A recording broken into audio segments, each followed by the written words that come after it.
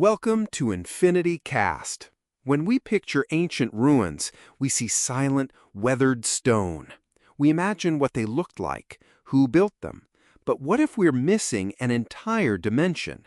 What if these places were designed not just to be seen, but to be heard? Today we're journeying into a field that listens to the past. This is Whispers from the Stone, decoding the sounds of ancient places. And here to help us tune in is my co-host, Marin Sage.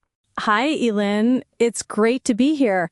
This topic is absolutely fascinating because it's like adding a soundtrack to history.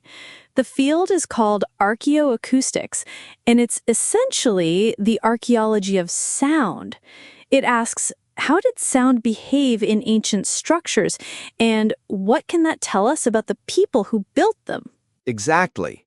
Let's start with a massive example, Stonehenge. We all know the iconic image of the standing stones, but recent studies have treated it like an ancient recording studio, analyzing its acoustic properties, and what they found is remarkable. It really is. Researchers found that the stone circle has a reverberation time similar to a modern lecture hall or cinema. Sound within the circle was amplified and contained, while sound from the outside was blocked.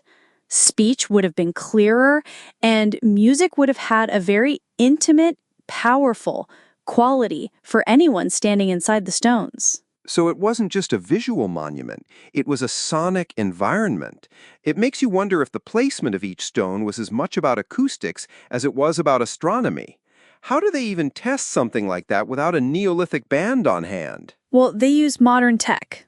Scientists create 3D models of the sites, sometimes even building scale replicas, and then they test them. In the field, they use something called an impulse response. Basically, they make a sharp, loud noise, like popping a balloon, and record how the sound waves bounce off the surfaces. That data can tell them everything from echo patterns to which frequencies are enhanced. That's incredible. It's like a sonar map for a forgotten soundscape. This isn't limited to Stonehenge, though. I was reading about the El Castillo Pyramid at Chichen Itza in Mexico.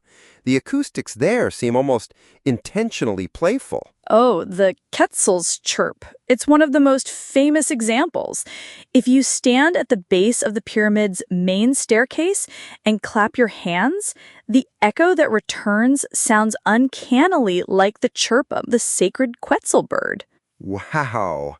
Hearing it like that is something else. The analytical part of me asks if it's just a coincidence of the staircase's design, but the curious part wonders if the Mayan architects were such masters of their craft that they could literally build the sound effect into a temple. And that's the central question of the field. Was it intentional?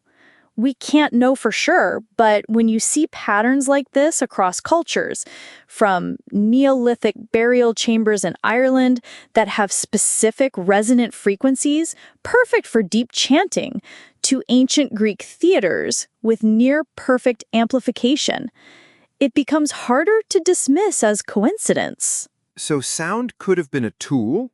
A way to create awe, to focus the mind during a ritual, or even to make a leader's voice seem otherworldly and powerful. Precisely.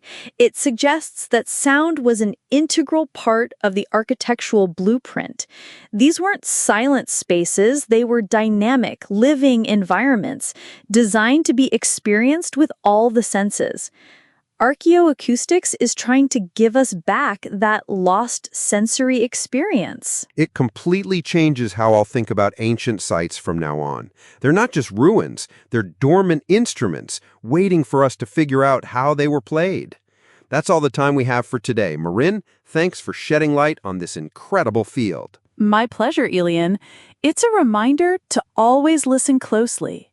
Join us next time on Infinity Cast as we explore the future of personalized medicine. Until then, stay curious.